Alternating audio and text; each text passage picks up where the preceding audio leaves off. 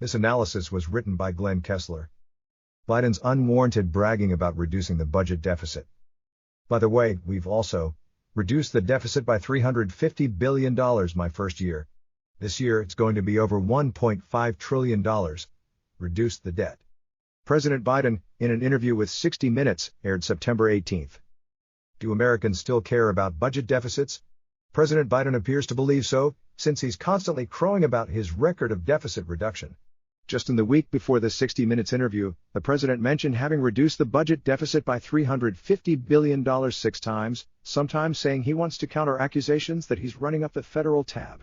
By the way, when you hear your Republican friends or anybody else tell you, boy, they're spending a lot of money, guess what? We cut the budget deficit $350 billion last year, he said at an infrastructure event in Boston on September 12. At a fundraising event in the city, Biden said, "Our Republican friends talk about, well, big spendin' Biden. Well, guess what?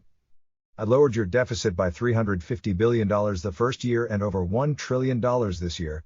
And when the president on August 24 unveiled his plan for student loan forgiveness, which by some estimates would cost at least $500 billion over 10 years, he remarked, "There is plenty of deficit reduction to pay for the programs.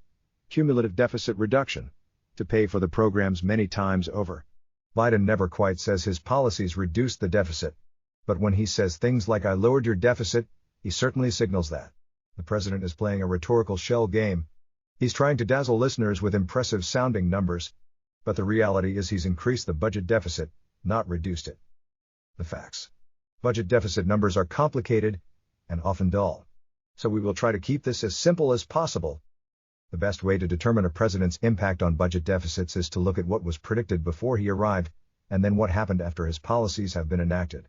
The Congressional Budget Office, the official scorekeeper, in February 2021 estimated the budget deficit would fall dramatically in fiscal 2021 and 2022 because emergency pandemic spending would lapse. Budget deficits would be high in both years, but the red ink would begin to shrink.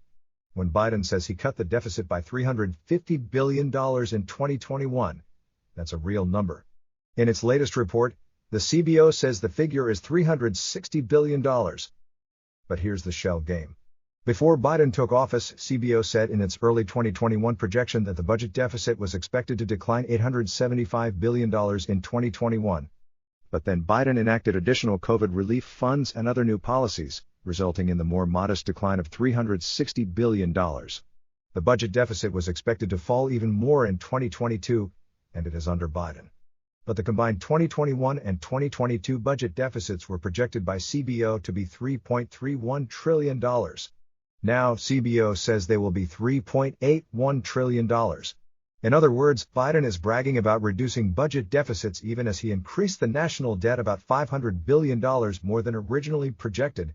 Of course, budget projections are not written in stone, especially in the long term. Technical factors, such as inflation increasing tax revenue, can change the underlying mix of spending and revenue. A White House official emphasized to the fact-checker that outlays spending fell by about $950 billion from 2021 to 2022, but revenue also increased by around $800 billion. The official noted that deficit share of gross domestic product, GDP, the broadest measure of the economy, declined to 4.2%, compared to 4.6% in CBO's February 2021 projection. That shows that the strong recovery under President Biden didn't just drive a strong recovery but also led to a better fiscal outcome, the official said. But Mark Goldwein, senior vice president of the Nonpartisan Committee for a Responsible Federal Budget, CRFB, calculates that deficits would have been about 3.3 or 3.4% of GDP if everything were the same as in the February 2021 projection. The big difference was the impact of inflation, according to the CBO, and an unexpected $80 billion windfall in 2021 for the government in the sale of telecommunications licenses. In other words, again the data show the deficit picture has worsened under Biden. Moreover, any suggestion that this claimed deficit reduction will help pay for student loan relief is disingenuous. The budget deficit soared in the first place because of a national emergency.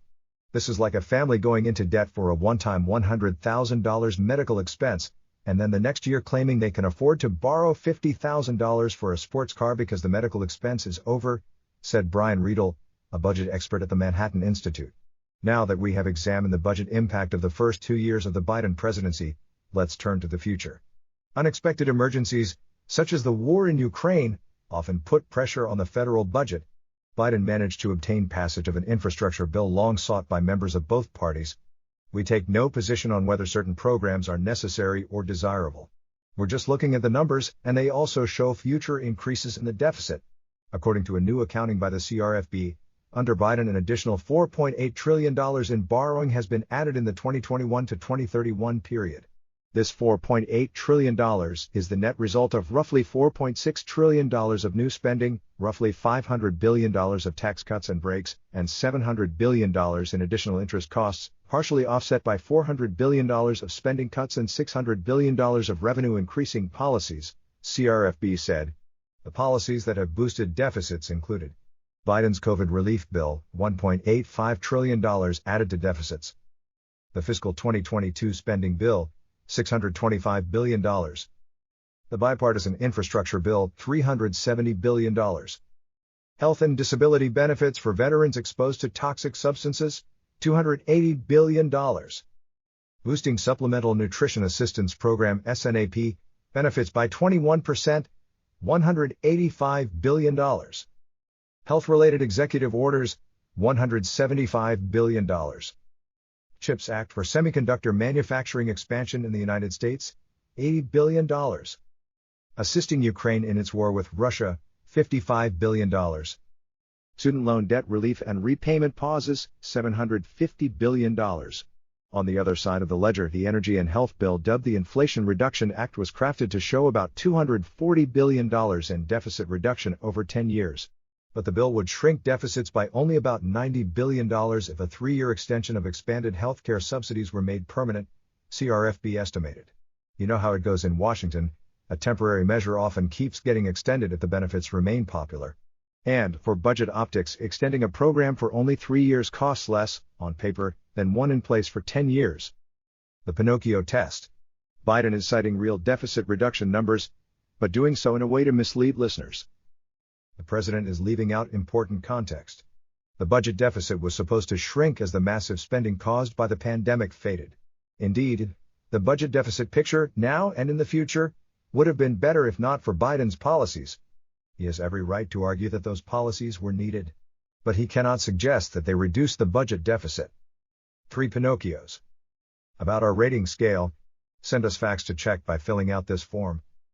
Sign up for the Fact Checker weekly newsletter. The Fact Checker is a verified signatory to the International Fact-Checking Network Code of Principles.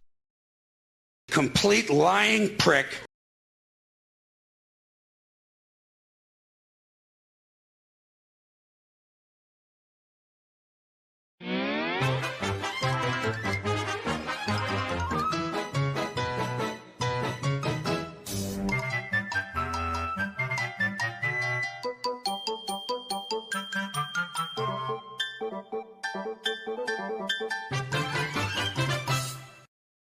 North Korea. The U.S. implemented its own sanctions in August on 16 Chinese and Russian individuals and entities for conducting business with North Korea.